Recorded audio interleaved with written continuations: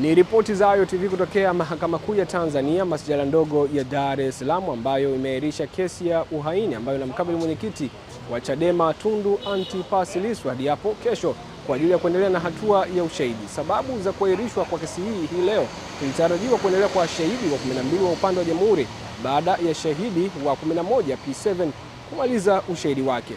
Shahidi huyo wa 12 imeelezwa mahakamani hapa ya kwamba amepatwa msiba baada ya kufiwa na mkwewe. Hivyo mahakama hii imeahirisha kesi hiyo hadi hapo kesho.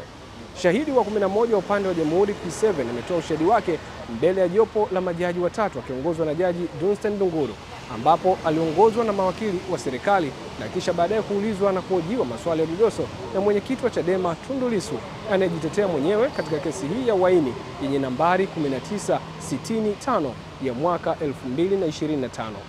Mimi naitwa Mika Ndaba. Nje ya viunga vya mahakama tumezungumza na makamu mwenyekiti wa chama hicho John Heche na kueleza haya.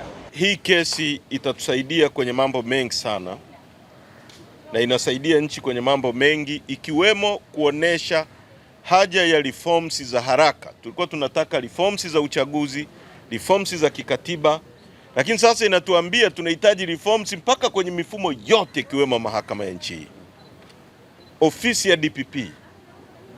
Kila mtu anayekuja kusikiliza hii kesi anaona kabisa kwamba haya mambo ni fabricated, ni mambo ya kutunga, ya uongo na sio ya bahati mbaya. Na sio Lissu tu anaonewa hapa na anatungiwa mambo, watu wengi wamefanyiwa hivi. Freeman Mbowe alikaa ndani miezi 8.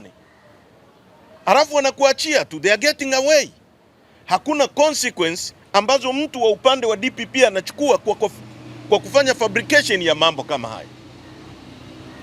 Leo Lissu is an international figure.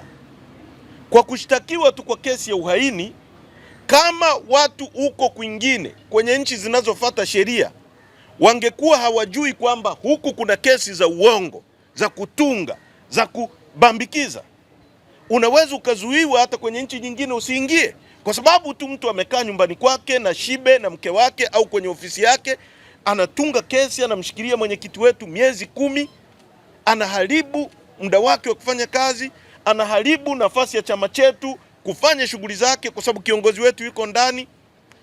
Ndio maana tunasema kunahitajika reforms, sio za kikatiba tu na za kiuchaguzi tu, tunahitaji reforms za kimahakama, ili uhuni kama huu ukimtokea mtu mwingine, hao watu walipe fidia kwa huyo mtu, mabilioni yanayotakiwa kwa huyo mtu. Ndio maana mambo ya kihuni kama haya huwezi kumfanyia Marekani kwenye nchi yao, watakufunga, watakushtaki. Unaleta shahidi hapa, anasema nilitoka polisi asubuhi. Kwenye karatasi yake aliyoandika ya maelezo anasema nilitoka mchana. Hilo ni jambo unaweza kusahau? Jambo ulilolifanya la kweli uliloliona unaweza kulisahau? Duniani hapa nani ataishi milele? Sisi hatutapigia mtu magoti kwa uongo. Hilo hatutafanya. Hilo wajue kabisa kwamba watatukata vichwa, tutaenda huko chini kaburini tukiwa proud kwamba tulisimama, hatukupigia mtu magoti.